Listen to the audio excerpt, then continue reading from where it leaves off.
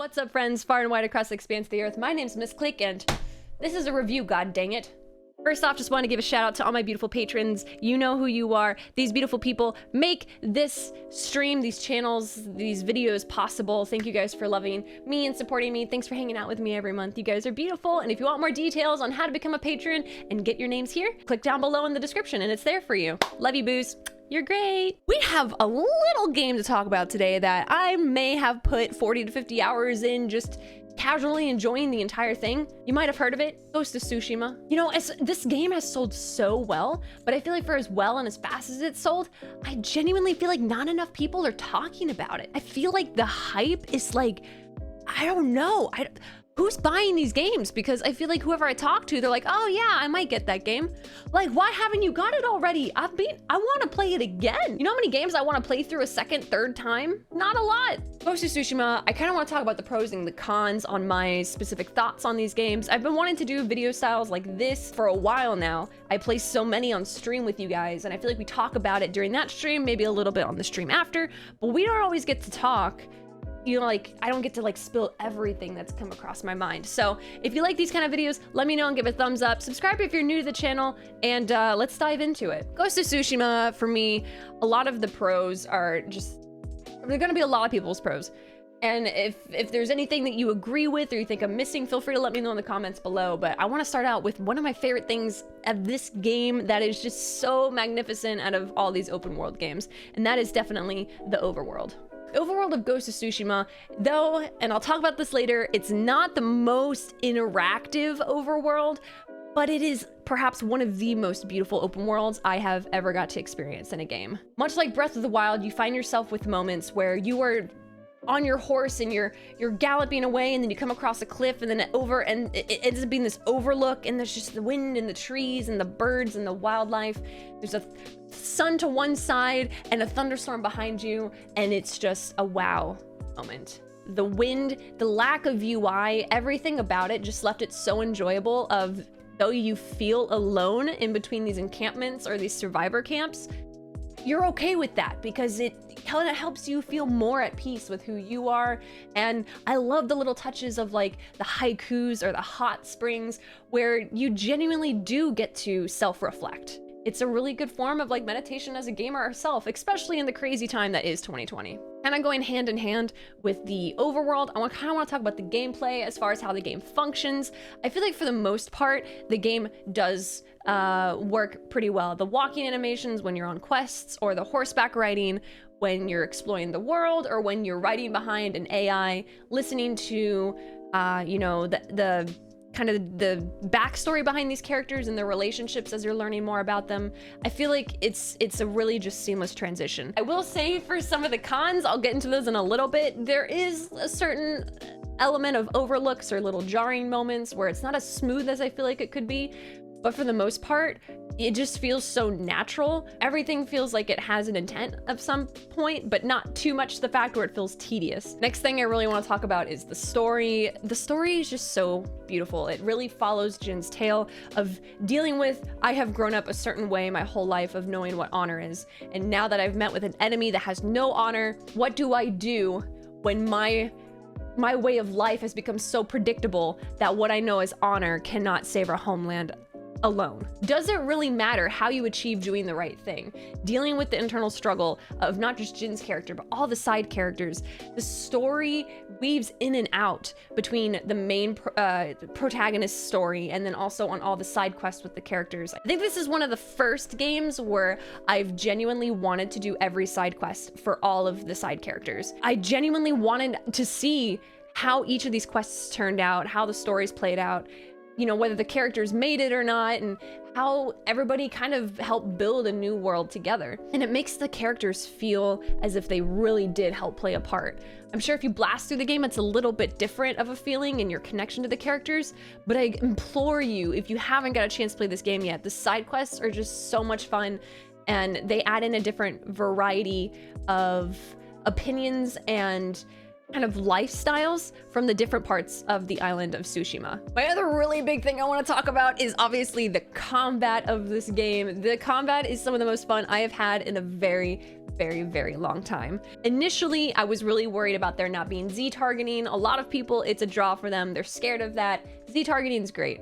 Something that's like a bread and butter for many games. However, this game offers a different perspective of, because there is no specific target you look at, you're able to move much more fluid and much more graceful around the battlefield, as graceful as you can while you slice enemies in half. You change stances, you change positions, you can attack someone while someone goes to attack from behind and then immediately shift your stance and then parry or annihilate the other guy, just simply because you had the muscle memory down, and it's such a rewarding feeling. The blood splatter is great, especially when it's on the different armor type. Oh, it's so cool. Is that bad that I like the blood splatter?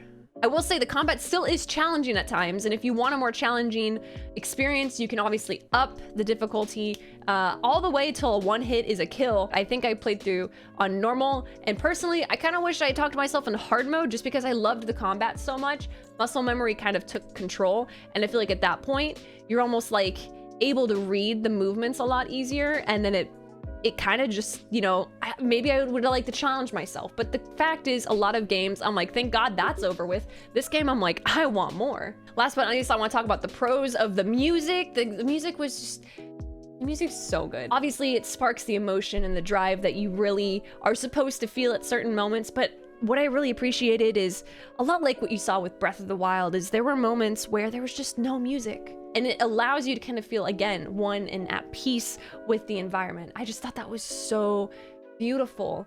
And when the music did kick in, I feel like it made much more of an impact, which is exactly what music should do. It should never be something that you get tired of hearing. Okay, now I want to get into the couple cons I had with this game, and these are more nitpicks. I feel like some of them, you know, are a little bit more doable than others. Some of them, it's just like, ah, well, wishful thinking, maybe in a sequel? Huh?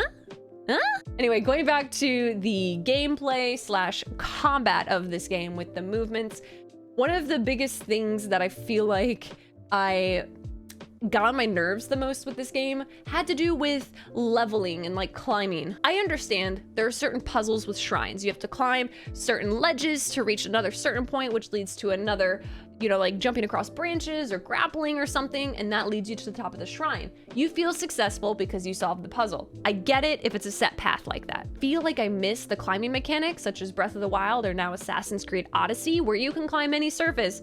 I feel like if they had that ability with any other part of the game outside of the shrines, I would be totally down for that. Hopefully in the future, we can get a little bit more freedom. Kind of also with that, there is like a specific mechanic where if you can get next to a ledge, you can't dodge roll off, you can't necessarily jump off, you have to kind of like force yourself off. It like he catches himself and then you can go. There were so many times that well, it was only a couple times, but I got really upset where I wanted to like roll off a ledge to hide from an enemy or roll off a ledge to stab an enemy from behind to save a hostage, and I kept getting caught. Like I kept getting caught on the ledge, so I would fail the mission because someone saw me, or I failed the mission because the hostage died. And I'm like, I just want to roll off the edge, dang it, please. Other than that, with the camera not having a lock-on ability to certain enemies, if you're up against a tree or a random piece of wildlife, the camera can end up like kind of changing, like zooming in or getting caught on a building or something, and that can kind of change your orientation for the enemies. And every now and then it was frustrating. I will say it was very minimal, so you just have to kind of be aware of where you're situating yourself and your camera, so that way you can adjust the left joystick accordingly to who you want to attack. Just don't send yourself into the wrong enemy with the wrong stance and get annihilated like I did. For the overworld, as beautiful as it was, as peaceful as it was, I wish that there was a little bit more interaction, you know, such as like, I think you can set the grass on fire. I had seen that at one point and I thought that was really cool. I do wish you could like do things like chop down trees or, you know, cut the grass. I think that would be really, really cool for like extra just involvement and a sense of interaction with the world, and maybe even add gear into where you can climb faster or better, you know, stuff like that. I think that'd be really, really cool. And the only other thing with the overworld in itself would have to be, I wish there were more NPCs. There were many times where you would save a hostage, or you do a quest and it would literally for that section of the world be the same NPC like 7-8 times, and you're like, god dang, this person keeps getting caught, when will you learn? And it's all right in the big scheme of things, it doesn't matter, the quests were fun no matter what, but I just wish there was a little bit more variety, make the world seem a little bit bigger, but again, that's a tiny thing. Last but not least, the only thing with this game that I have a nitpick about. I don't know if any of you guys felt this way, but I had just recently come off of, right before this game, we played The Last of Us Part 2. Say what you want about that game, I'll actually have a video for that later. Naughty Dog just does a great job with their characters' faces.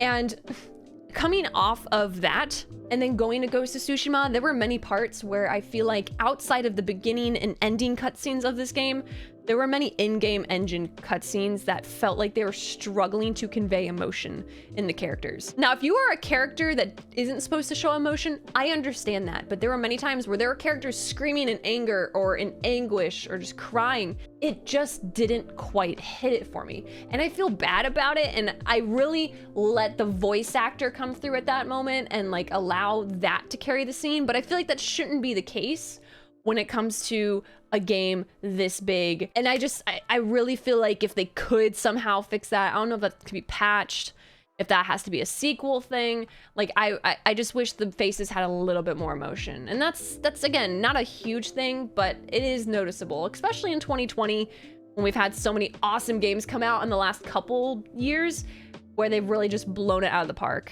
I don't feel like that's too big of an ask though. You know, it's 2020, so like, I feel like it's kind of a standard thing to hope for.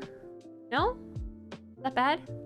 Anyway, that's gonna be it for my video today. Thank you guys so much for listening to my rant. I hope this makes it easier for you guys to understand my thoughts on the game and kind of my summary of just my experience with it, watching myself with replays or watching other people experience it now. It's such a fun game. And if you're seriously on the fence, contemplating about buying this, I personally would recommend it if you love open world exploration, the feeling of awe and wonderment in the environment. It's an experience that I'm very glad I got to enjoy this year. I feel like it kind of lifted my spirits a little bit, and it's a beautiful game, and for me right now, it's my game of the year. That could end up changing by the end of the year, but for me, that's where it's at. We'll find out. Anyway, if you did like this video, thank you so much for watching, and we'll see you in the next one. Make sure you give a thumbs up if you liked this video, thumbs down if you did not. Let me know what your thoughts are in the comments below. What did you enjoy about the game? What did you not? If you have any questions about it, feel free to ask it, and I or some other people will love to answer it for you and help you get a better idea as to whether or not this game might be for you. I got nothing else to say though. Thank you so much for hanging out. I hope you have a wonderful rest of your day. Stay awesome, stay beautiful, and stay savage. I will talk to you later. Bye-bye.